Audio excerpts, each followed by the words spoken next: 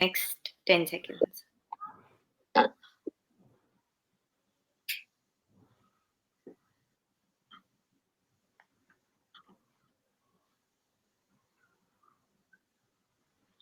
Just cross-checking. Yeah, we're live. All right. Just waiting for a couple of people to join us, and then we'll start.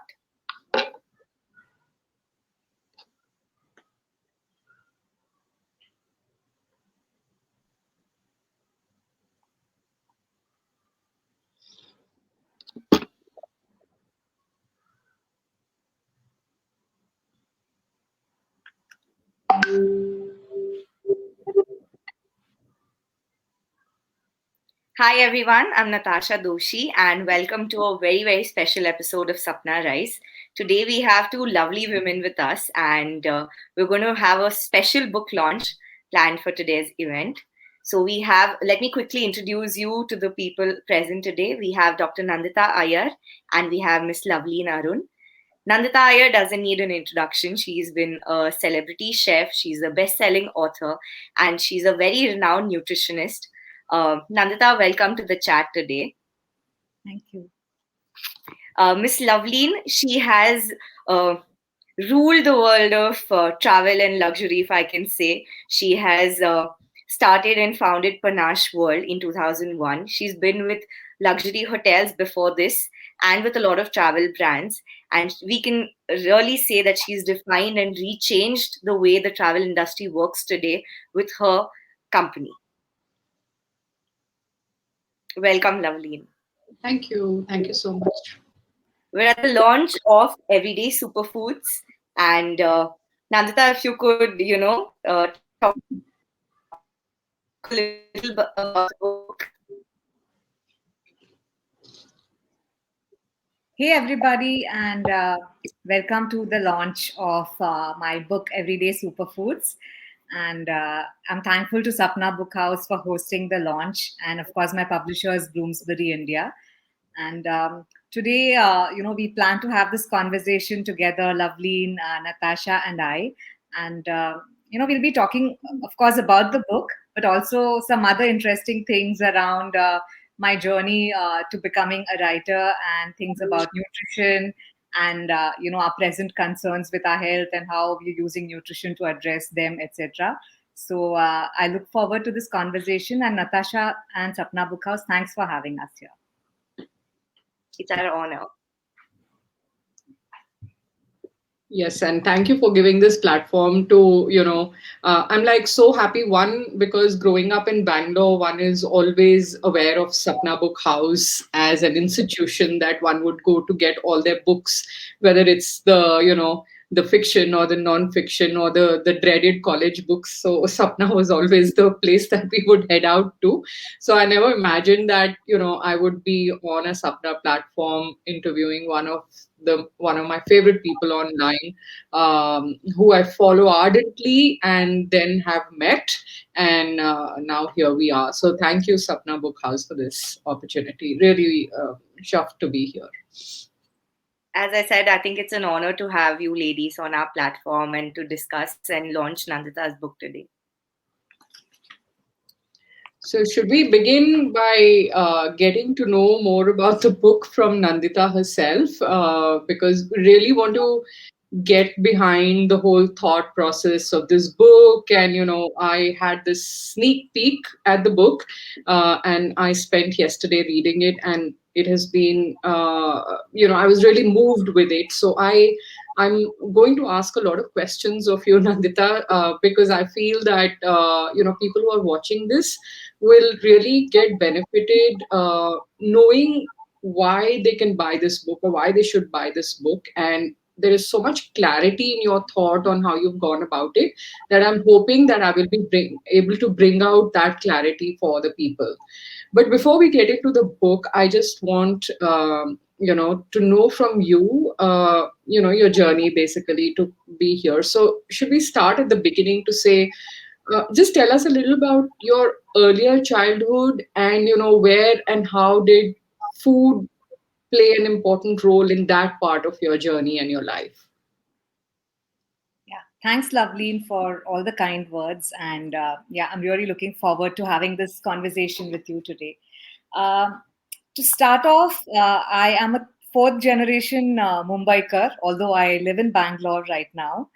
And right from my great grandparents, they had moved to Bombay in 1930s, or I think, yeah, 1930s.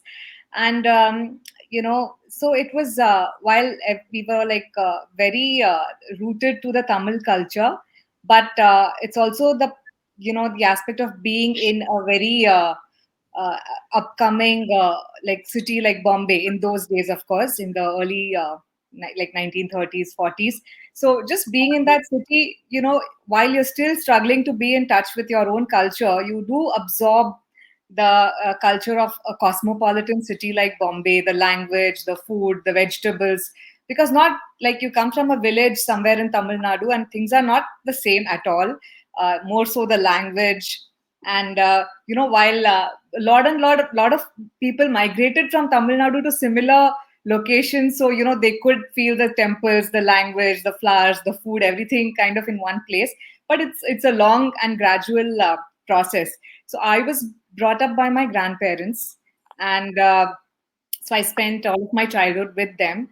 And of course, they were deeply traditional, but of course, kind of modern also, because living in like a city like Bombay, like you can't be that kind of hardcore traditional like you could possibly be in a village in Tamil Nadu.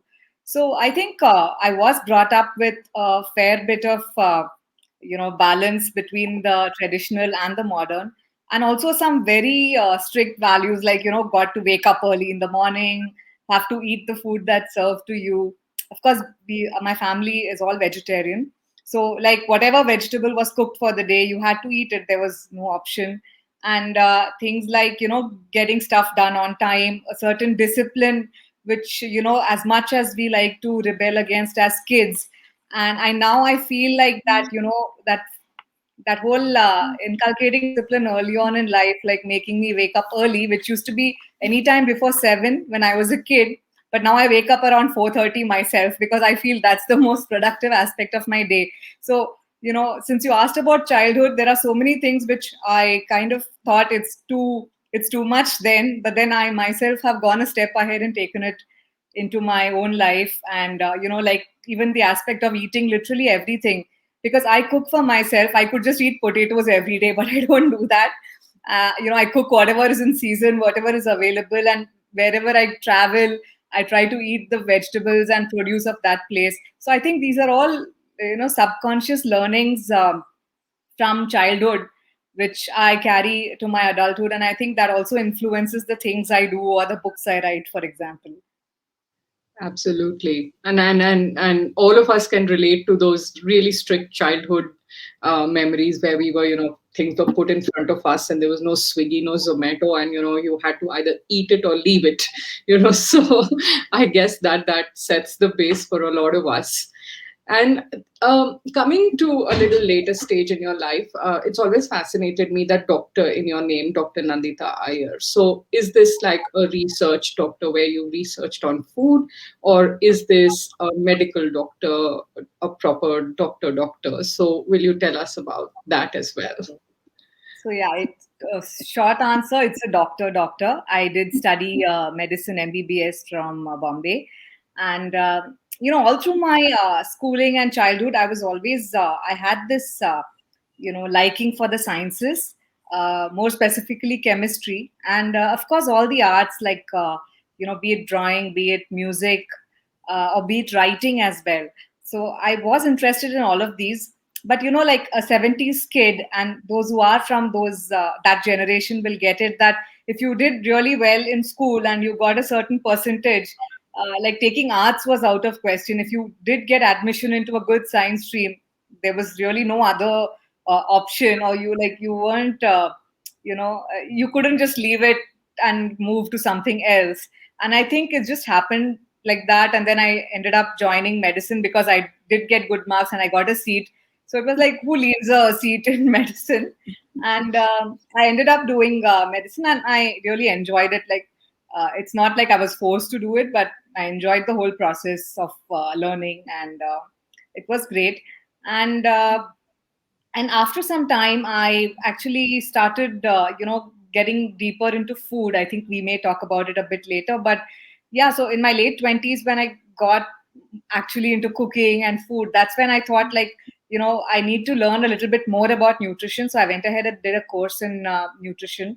So you can say that I have studied medicine, and I've also studied nutrition, and I'm deeply passionate about cooking. So all these three things combined is what makes me write a book like Everyday Superfoods. But when did food happen? I mean, at what part of your life you said, Right. of course, you've grown up in a vegetarian household and food was important as it was for all of us.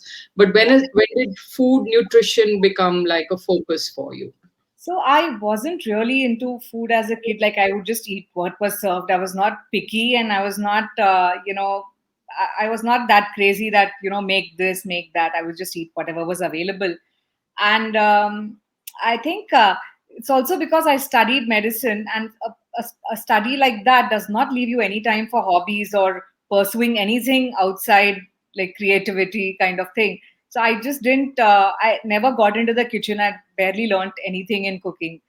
And growing up with my grandparents, even they were just like saying, "Don't enter the kitchen. Just do your studies and mind your business. Don't bother, you know, cooking right now." So nobody pushed me, and I had so many other interests that I was forever busy, like attending some class or some competition or something like that. So I never really got interested in cooking.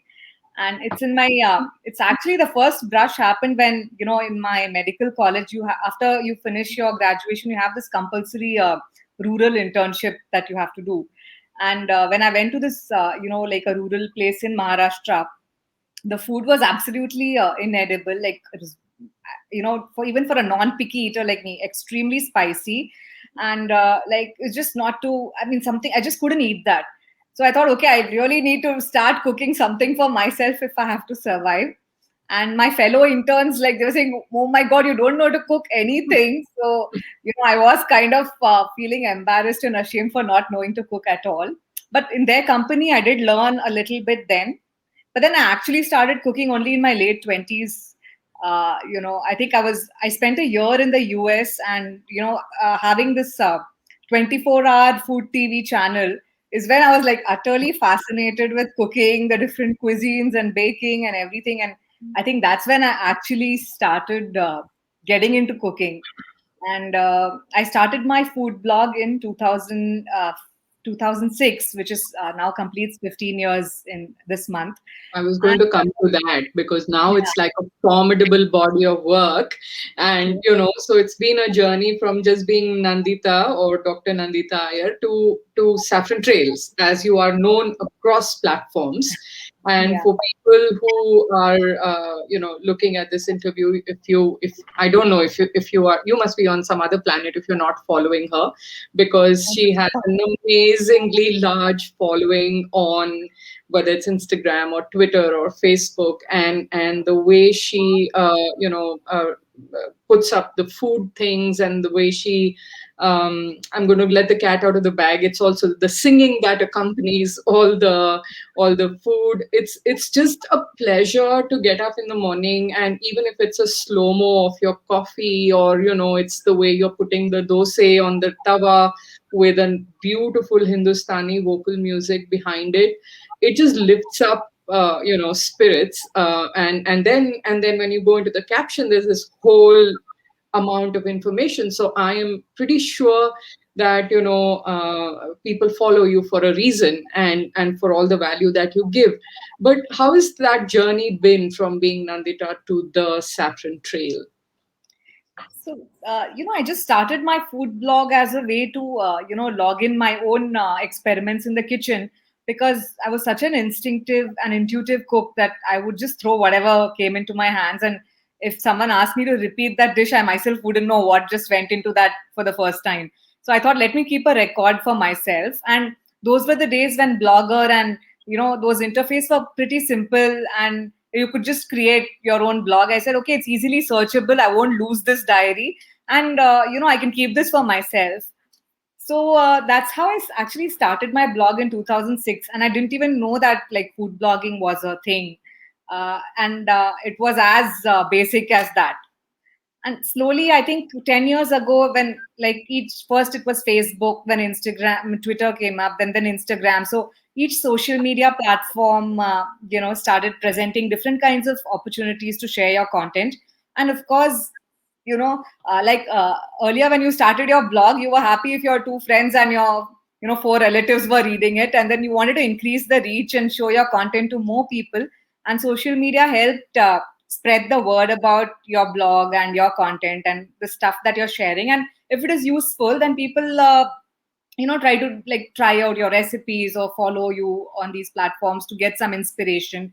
So that was the whole reason I ended up using all these social media platforms. And it's just that You also get felt asked, like, pardon. sorry, no, I was going to say that while you're interacting with all of them, do you also get asked a lot of questions that you weren't like, ready to answer, but then you get pulled into answering? I'm sure people must be reacting in and asking and being curious. So in the early days of the blog, people would ask questions and leave comments. And it's not like, in 2005, 2006, 2007, or even up to 2011, 12, we were not online all the time. And because everything was not on our phone and we were not like constantly hooked onto the internet. So like you would answer the comments maybe the next day or a couple of days later. But then this whole social media presented this whole instant gratification thing where people want to know like, if you post a picture on Instagram, okay, I just cooked something for breakfast and I post it on Instagram, and I don't have the time to type out the recipe, then you'll get like a whole bunch of recipe, please, exclamation mark. So I almost feel like somebody standing on the kadai and saying like, now, give recipe, I'm going to start making. I truly appreciate that enthusiasm and that, that drive to cook that thing based on the picture I posted. But it's not always possible to share something immediately or answer something immediately. It's because just because you're online doesn't mean that you have the bandwidth to answer questions on all social media platforms. And it just helps to also we feel the pressure to answer someone instantly because you feel okay, they've asked the question and you are online, might as well answer. But yeah, I do get a variety of questions like, if you post anything baking related, the first question will be eggless. That's funny. If you post something with milk, there'll be like a vegan version, please. And then if you post something with wheat, there'll be a gluten-free version, please. So, I mean, while I just laugh it off, but I appreciate like they want to try out something and make their own version. So there's nothing against the question. But, these are also, unless you have tried it out yourself, how can I, suggest something like instead of wheat flour, if I say use some other flour, like besan, I should know if it's going to work because I can't just recommend something through my, my imagination, because in food, certain things work, certain things don't work. And when it doesn't work, it's a lot of waste of time and ingredients and effort. So you can't just recommend things without trying. So that's why it takes time when someone asks a question. And if we do have it in us to try it out and spend time on that and then give another version. So these are So the little yeah. things that happen. So there's a term that I learned from your first chapter in the book, and that term is orthorexians. So people who have an unhealthy obsession with eating healthy, and are these also the kind of people who, knowing that you are a cook, who you cook beautifully, and you are a nutrition specialist, do these people also tend to hit you up a lot on social media? Well, you can't really tell if someone is suffering from orthorexia just by their comments, and it's a genuine problem where Oh, it's a problem. It's not just like a term. yeah, It's it's kind of an eating disorder, okay. and it's quite common these days because one, you're fed with so much information via all the content channels, and people say eat this, don't eat this, that causes cancer, this causes instant weight loss. You're constantly bombarded with so much information, and this kind of causes its own kind of anxiety when someone has to choose. If someone is genuinely health conscious, trying to find out what is good for you and what is not good for you, even with someone like me who has a background in science and nutrition and medicine, it's not just easy to pick and choose, like that. So I think sometimes it's just easier to go back to the thousands of years of what our ancestors have been eating, and you go with that because that's been tested for 1,000 years. Nothing is, if like my ancestors have been eating rice for 1,000 years, it's not going to affect me so badly Yeah. if I eat rice. So I Yeah, think in that fact, kind of you've written on your book, don't eat that anything kind that of your great great grandmother doesn't yeah. recognize as food. So, Yeah, so that's of course a very famous saying by the food guru Michael Pollan, and it's just that sometimes it's better off being in the comfort of thousands of years of tacit wisdom of our ancestors than trying to just believe one white paper which came out yesterday and therefore it's all over the media that hey, something causes cancer or something will make you obese overnight. So those kind of extreme guidelines or extreme thoughts are what also cause a lot of panic and anxiety among people. sure. And I love the way how in your book you start with this chapter called, your relationship with your food. And what I loved about it was that you weren't preachy in that chapter. So, you just help sort of break it down and make you analyze how you're approaching food and what is your relationship with it. Would you like to talk about that? Because I especially found that chapter very interesting because of the way you've broken it down. And I think that is a very important step towards going into the heart of the book. So I would want you to just say, what would the readers find in that first chapter, because it's very important and I loved it personally. Thanks. So my point is, we all know what the superfoods are, and everyone thinks that you eat superfood rich diet and you will be healthy. But it's not. You need to look at your overall diet and lifestyle, from afar and see how you're faring in that department. And to give an example, like your parents or your very long-term partner, you tend to take them for granted. You never notice anything about them, or you just life goes on and you don't really inspect what is happening, how are they talking, how are they behaving. It's not like a new thing. So similarly with food, we are like we're just going with the flow. We don't really, sometimes you're watching Netflix and we end up eating something like a whole packet of chips or ice cream or something, and at the end of it we don't even realize that we have eaten it. And at the end of the day, when you're going to sleep, you may not even recall that you ate that, because it's fine to eat it, but did we even enjoy it? Because we just ate it so fast while being engaged in something else, that we didn't even enjoy that food. That food gives us enjoyment, but we didn't even take a moment to enjoy that crunch and the fun of eating chips, right? So I think when we look at there's so many different things to inspect when we look at our relationship with food. Like, who bought the ingredients? Where was the stuff grown? Who bought it? Did you go to the market and buy it? Did you order it online? How did you decide what you want to eat or cook today? Did you see something on Instagram, or did you see some recipe in the newspaper, or did you, like, for example, buy my book and you thought this is inspiring? What led you to, we just go through the motions so mindlessly, and we don't even know why am I making this for dinner today? Did I even think about it? And how am I eating this? Am I eating this at the table with someone I love, or I'm just eating it while watching Netflix or whatever you're watching? There are so many different aspects to our relationship with food. And is it a and then these are all the very philosophical questions. And also, the main thing is my plate balanced? What am I eating? Am I eating enough vegetables? And then you go still behind and you watch, like, what have I eaten for the whole week? Have I Yeah. eaten enough balanced foods? Or how many times did I order food this week? How many times did I eat things that came straight out of a packet? And Yeah. these are things that are simpler questions to answer, because it doesn't require too much deep thinking. If you've even made a note in your diary, which is also in my book, like how to keep a record of things that you have eaten, because Mm. it's also, keeping a diary is the most honest thing you can do for your relationship with food. Like, even if you had like two pieces of a chocolate, or you had one Coke or whatever you had, just be honest and put it down, and you will know at the end of 2 days that how much are you consuming out of a packet, how much is cooked. Yeah. I read this beautiful thing written by Michael Pollan, uh, which I want to share.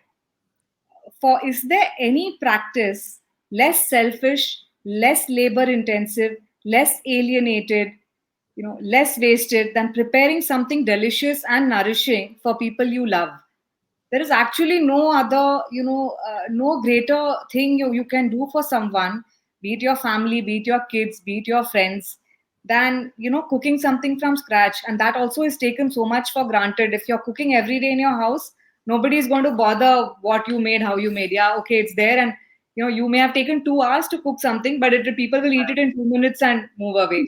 So that whole cycle, which can be a beautiful experience, we have just compressed it and mangled it over the years. And I'm also guilty of that. It's not like I sit at the table and eat all my meals. So Yeah. it's also like whatever I wrote, it's also a note to self to be a little bit more mindful. And just to give another small example, which I think a lot of our viewers will relate to that. Say, the oranges were so much in season like a month ago, and we were getting it by the bag full. And if you just eat it, you can eat like 5 oranges. You can literally sniff through 5 oranges and not realize anything. But Yeah. just take one orange, sit down and peel it carefully. That peeling itself is the first layer of aromatherapy. Then you see the beautiful color, and then you remove the segments and stuff, and each one you open, again the aroma is so uplifting, and then you Yeah. eat one by one, and you slowly close your eyes and enjoy that experience of the nature's most delicious bounty and fruit. And you can actually enjoy one orange for like 15 minutes and not like 15 oranges in 1 minute, which, if you're drinking a glass of juice, you've missed out on that entire experience, because you don't get that fragrance, you don't get that experience of bonding with something that nature has gifted us, right? So I feel that's where the whole mindfulness experience comes in. I've also listed a small exercise in the book on how you can actually engage all your five senses. Yeah. Think of food as not something you just eat, but it's eyes, your nose, your skin, everything, your ears when you're crunching on something. So the tadka sounds, everything. So you're literally all your five senses you engage with the food, and that's the true experience. Actually, I want to read out of your book where you explain this. You've said reinvest your senses in the food you eat, bond with the ingredients used to prepare the dish in front of you, using your senses of touch, smell, sight, sound, and taste. Enjoy the feel of a well kneaded dough, the faintly sour aroma of fermented idli batter, the visual beauty of a colorful fresh salad, the sharp crackle of cumin and mustard seeds spluttering in a tadka, and the taste of a perfectly sweet and sour Nagpur orange. So, yeah, you really bring home that point. And the way you eased out of reestablishing the relationship, and then you go into explaining the superfoods. So, what exactly is, when you would have written this book, when I hear of superfoods, it's always these hyped up, those little ads you see on social media on the side, which where people are trying to push or lose weight in 10 days and eat goji berries or acai berries, or all kinds of exotic stuff from around the world. So in my mind, superfood is just that which is expensive and comes from some remote jungle in Brazil or something like that. How do you define superfoods? Uh, the scientific definition of a superfood is any food or ingredient that is really concentrated in one or more of the following, which is vitamins, minerals, and antioxidants. So it could be in any combination. Some have all three. Some are so rich in one, and that itself qualifies them as a superfood. And there is no way it says that it has to be expensive. There's no way this definition says that it has to come from 10,000 miles away from where you live. And which is why I want to put the spotlight, and which is why the word everyday, which Yeah. means it's around you, you can have it every day, it's easily accessible, it's local, and it's not so expensive, because if it's something expensive, you people can't eat it every day. So it's just bringing a superfood into your everyday life, and which is the only way it will make a sustained impact on your health. Because today, if I buy like a packet of goji berries and I eat it in 3 days, and then what? Like, that's not going to make me super healthy for the rest of my life. It will maybe temporarily increase my vitamin C levels or antioxidant levels, but it's not a long term proposition. And I think, which is why my book, I feel like it's not just for 2021, or it's not just for post COVID. In fact, I had finished writing this book before we went into lockdown. So it was definitely not with the pandemic in mind. And it is and while we are so much more focused on our health and wellness right now, but we need to remember this lesson for the longer time, that our health is everything to us. And if we can improve it by eating some of these everyday ingredients in creative ways, and improving your diet and lifestyle overall, then there's really nothing better you can do for yourself or your family. Exactly. And though you just said it, but I want to re-emphasize that when people look at your book or see it on the shelf and they say, okay, they look at everyday superfoods and the focus is on superfoods. But having read your book, I want to tell everybody that there is an equal emphasis on the everyday part, because it is amazing how you've taken away the exoticism of the superfoods. They're not these exotic things that you've picked up from around the world, but you have literally made us look at things in the kitchen with a new eye, so to say, and look at food items and vegetables and everyday things. I mean, today in the kitchen, Nandita, I have to tell you this, that I read the book yesterday. Today I was making this kashayam for my mom-in-law who's not well, and I had this Lokadong turmeric in the fridge. And I had never paid attention to it until I had read again in your book that it is one of the best form of turmeric in the world. And I said, okay, here's new respect for you based on this new book that I've read. So, and then in chapter 4, you actually give an entire compendium of these everyday superfoods. And I've loved how you have gone into each one of them. Okay, why don't you say this about your chapter, how you've broken those superfoods down, because you would be able to say it better, because I will just go on and on. Tell us about all you've actually created like a little dictionary of superfoods around us. And I'm going to be back in a minute putting on the light. Please just carry on. I'm listening to you. Yeah. So the chapter Superfood Compendium has 39 ingredients which I've chosen purely because, one, they are very rich in nutrients and they are like a concentrated source of vitamins, minerals, and antioxidants. And they're really available in India. Okay, maybe every ingredient is not available in all parts of India, but that's why there's a whole variety, and you can choose whatever is local to you, because India itself is a whole, a huge number of microclimates and agricultural zones. So everything will not grow everywhere. So choose whatever is local to you. And I also wanted stuff that is easily accessible. Like, you don't have to, go to some really fancy store to, sorry. You don't have to go to a fancy store to buy something. And I also wanted to make sure that the things that I list as superfoods are going to be used regularly in your kitchen. Again, if it's some very exotic ingredient, even if it's local, then you will not find that kind of usage where I can use it every day in my food. Say like a turmeric, black pepper, things like bell pepper, things like cabbage. I can find hundreds of ways to use it in my everyday cooking. But something a little more exotic, like I had included things like nutmeg initially, but how frequently am I going to be able to use nutmeg in my everyday cooking? That's one.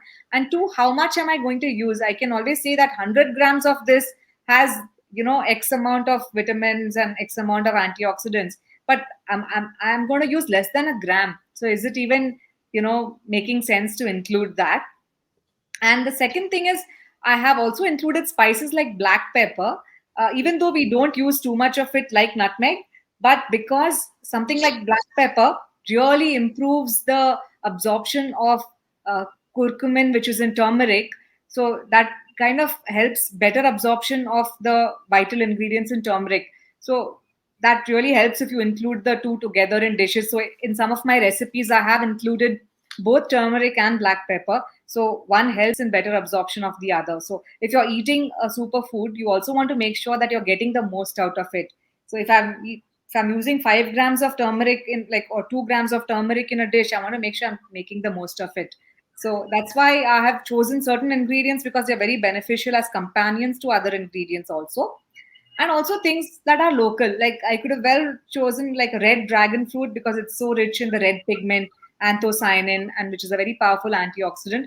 But beetroots, pomegranates, and red grapes also have that. So why not choose them? So it was like, one of those MasterChef Australia contestant selection process. Like I had a lot No, I know. Because there are to 39, because there are 39 superfoods, and I've not been able to get over it. Because how could you stop at 39, not make it 40? I want to say Someone to something tell us there. about that. I just want to say something there. So I used to write for BuzzFeed India, and the rule in BuzzFeed is you should always have an odd number for your listicle because it's been proven that that's what works to get the maximum hits. So when I came to this number, initially it was 40, and then I had to cut out one last ingredient because somehow it wasn't fitting in for the nutrition aspect of it. And I said, "Oh my God, I've just made like a BuzzFeed listicle in my book because I have this really vague odd number." Ingredients. But definitely, that was not my intention to start with. Okay, that is no. Also, I mean, one of the you're being very sort of humble about this, but you've also, in the end of each of the superfoods, for the people who are listening in, she's also gone and given very nice ways of incorporating these superfoods into our foods. So if it is, we did talk about your favorite, which is the amla, for example. It's nice and everything, but it's very difficult for people to incorporate it or keep it with them for a long time over the year to keep it. So you've actually suggested ways and to incorporate it in your food in different ways, and very I loved all the different ways that you've put it. So this you've done for each one of them, and would you like to say a little bit about how to use these through the year, these superfoods through the year in our food? While researching for my book, I also had a lot of learnings, and I think every author does that. Like nobody starts off knowing everything, and we ourselves learn a lot in the process of writing. And especially for amla, say it's a very seasonal fruit. It's not available fresh round the year. So if you look at Indian cuisine, we have so many ways of preserving amla so that it can be used throughout the year. One, of course, is pickles. Then you put it in brine and it stays for a very long time. Then you dry it out and it becomes amla supari. Then you make a murabba out of it, which is like a jam. Again, can stay for a year. There's so many different ways in which you can. This is a fresh fruit available for 2 to 3 months in the year.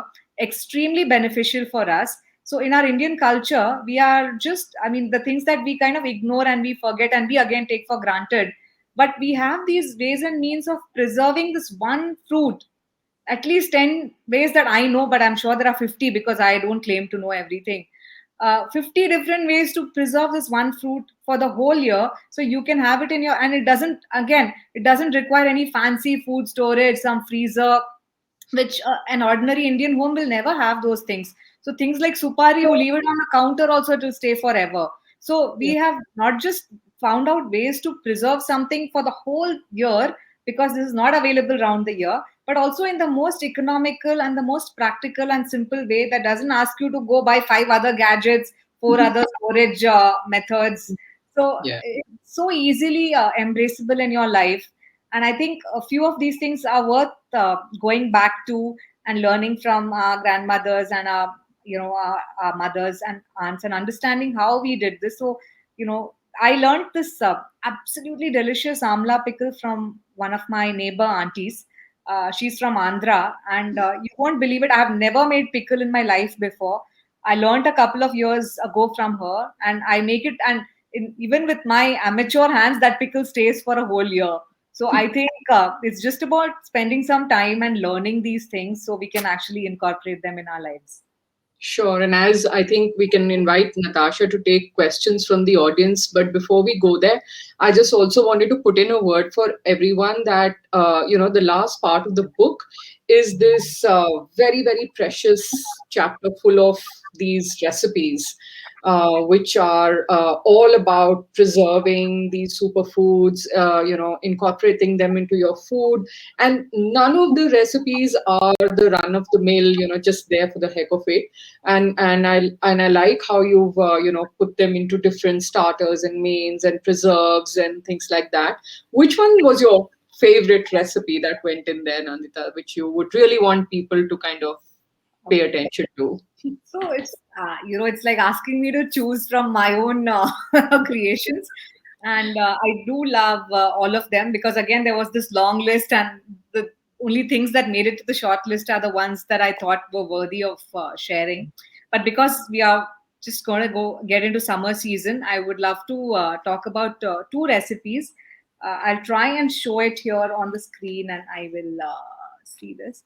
So is the uh, this here is the sprouted moong and the sprouted moong and red grapes salad, and it's also got yeah. So it's also got. I actually also added green grapes. Sorry, so it's red green grapes and sprouted moong. So again, very light and summery, and you can easily make it at home. Basic ingredients, and also grapes are in season right now.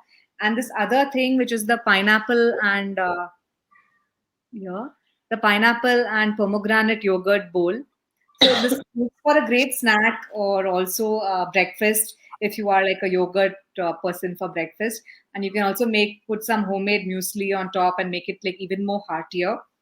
So these two work so well for the summer because one is yogurt and other is just grapes, which is so refreshing during thing. Just I'll take a 1 second break. I just want to plug in my charger. I'll be back. So, Natasha, do we have a lot of questions from the audience already? Yes, I think we have some really interesting ones, and I'm really curious to ask Nandita. Take over now and ask those questions to Natasha, to Nandita. Yeah, but thank you so much for your insightful time, and you asked some really interesting questions. I'm sure our viewers are benefited with everything that you guys have spoken about. It's nothing compared to what's in the book. Actually, I'm not even a food person, or I'm one of those people she described that who sits in front of Netflix and eats. But I've been so inspired myself that it's going to change a few things that I do. Yeah, I think even I've been fairly inconsistent with my diet. I'm those extreme people who either follow it or don't follow it at all. And when you're trying to follow something for a while, you actually have that day where you just want to binge eat on all of your favorite things, Oh yeah, and then you so can't continue the yeah, next day. that's true. In fact, there was one of the questions that I wanted to ask, but I think we will, address it another time.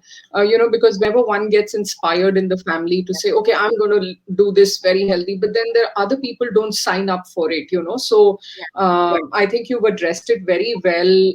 Again, in the book for people who are, watching this with family or who want to start this as a family journey of mindful eating and nutritional eating. Nandita has very beautifully explained on how to get children involved into this whole thing of this new journey into a nutritional way of eating and absorbing. I mean, superfoods into your life and into your food. So there's a lot there, but I think some of it might come out in the audience questions. So we'll go there, I guess, Natasha. Yes. So, Nandita, I think the first question is to you is from Nijesh. He's asking us, can you suggest a healthy diet in vegetarian pregnancy? Okay, so see, diets like they have to be customized from person to person depending on what nutritional deficiencies they have, especially during pregnancy when you need a higher dose of iron, calcium, etc. So in my book, I have also listed down foods which are rich in certain key ingredients like which we need, like things like iron rich foods, calcium rich foods, and again easily accessible and available. So I think the most important few tips that I can give you is one, it's definitely not required to eat for two people because that is also a kind of a misconception that you're someone who's pregnant has to eat double the quantity, because the baby is tiny, and of course the that's also even when it's born, but when in the early stages of pregnancy the baby is of hardly any size, right? So you just have to eat a nutritionally dense diet. So adding all these superfoods that we talked about right now to the existing diet. So you don't have to change your diet or eat more, but just whatever you're eating, make sure that you're eating, better nutritionally rich food. Say, I'll take an example of your basic dal and rice. So, why don't you add a handful of your local green leafy vegetables to the dal instead of making it like a plain dal? And you add some tomatoes to it so that the acidity in the tomatoes helps in better absorption of the iron. And when you're making rice, why don't you just saute it in a little bit of turmeric and add some peanuts and make it like a lemon rice? So in that way, you've added extra turmeric to the rice. You've added extra protein by way of peanuts, or you can even add in a paneer or something. So again, uh, your existing diet itself, with just these small enhancements, you have made it more suitable and made it more nutrient dense. So these are the things you need to take care of, and don't deviate too much from your existing diet. And also this whole thing about the media also glorifies all these pregnancy cravings, and that people are eating all like full tubs of ice cream and all that. To be honest, I that's also like such a big hype that people grow to expect that I will be eating like this when I'm pregnant, and it's not so, and not everybody goes through such cravings. So we can all well stick to like a regular diet, but just make sure that whatever you're eating is nutrient dense. And when you're choosing between two foods, choose what is closer to the natural form and what is more nutritious of the two things. Right. Thank you, Nandita. I hope, Nijesh, this answers your question and helps you. Uh, the next question that we have is what are the imported ingredients for chicken biryani? I'm assuming that's important. What are the important ingredients for chicken biryani? I'm vegetarian and I really don't cook meat. So I wouldn't. I'm so sorry. I may not be able to. I'm not the right person to answer your question. I can hazard a guess, but that's not the right thing to do. So if I don't eat and I don't cook, then I'm not an expert in this matter to be answering your question. So sorry. But Nandita, what is your favorite food item? Something that comforts you and you eat regularly? You can call me boring, but dal rice is my favorite. It's actually So comfort food. that is comfort food, and if I could literally eat it every day without getting bored with like just a pickle or like a papad or something. Wow. And yeah, that's about it. I mean, I do like all cuisines and everything, but it's just that when it comes to comfort food, I don't really want to go adventurous or seek something new. It's just the comfort of the old stuff, right? Absolutely. Absolutely. So the next question that we have is using olive oil good for the health, or does refined oil make the difference in taste? Okay, I didn't quite get the second question, but I will answer your first question. See, olive oil is good, just like other oils. In our country, we use oils depending on the geography. Like in the east, they use mustard oil. In some parts of the north, also they use mustard oil. That's because mustard is grown in these parts. In the west, it's mainly groundnut growing region, so we use groundnut oil. In the south, sesame seeds are grown, so we use gingerly oil and coconut oil, because Kerala, that entire belt is coconuts, and also the coastal Karnataka. And so it's just, it depends on what grows in what region, and that is that your ancestors have been using it for ages. So any cold pressed oil which has not gone through so much refining and processing in a factory is very good for you. And it's also a good idea to rotate oils. Like today I'm making pasta, I'm not asking you to make it in mustard oil. You can make it in olive oil. You're making South Indian food, you can use coconut oil. And if you're doing some tadka or something, you can use ghee. So there's nothing like olive oil is healthier than something else. It's like comparing two random things and saying, is that better or is this better? There's no such better. And even in olive oil, there are different grades. So the extra virgin olive oil is the first press of the olive oil. And when you look at the other olive oils which are sold for cooking purposes, like pomace and stuff, that's literally from the final waste products of the olives what is extracted.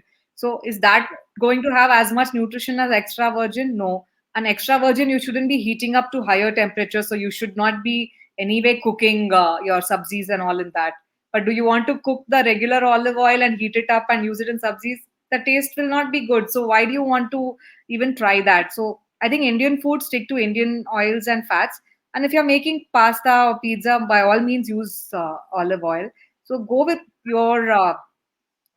what is traditional to your cuisine, and depending on the cuisine that you're cooking. Right. I hope this answers your question, Vishu.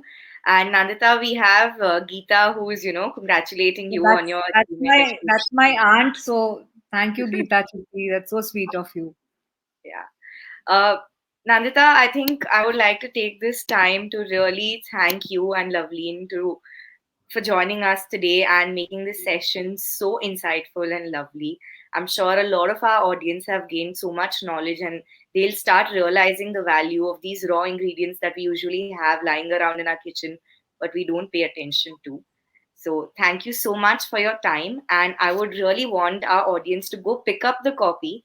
The book is Everyday Superfoods. It's available across all our Sapna Book House outlets. It's also available online at sapnaonline.com. So please go grab your copy right away. This is a book full of treasure. Trust me, once you start reading it, you'd really not want to put it down. And for those of you in Bangalore, next week I'm going around signing copies in quite a few bookstores, including Sapna. And I will be sharing these locations on my social media at Saffron Trail, be it on Instagram, Twitter, or Facebook. And if you want a signed copy, you can surely pick it up from there.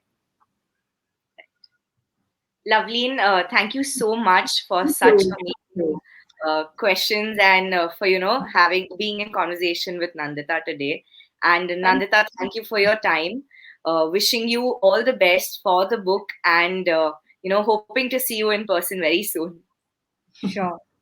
Thanks thank again. Thank you, thank Sapna you. Book House. Thank Thank you, you. Bloomsbury. And thank you, Loveleen, for reading my book so quickly and asking me the best questions, which really made me think as well, because it's been more than a year since I wrote the book. And of course, the editing process happens, but you've submitted and it just makes you look at things in a new light. So thank you so much for that. And of course, Natasha, for being a great host.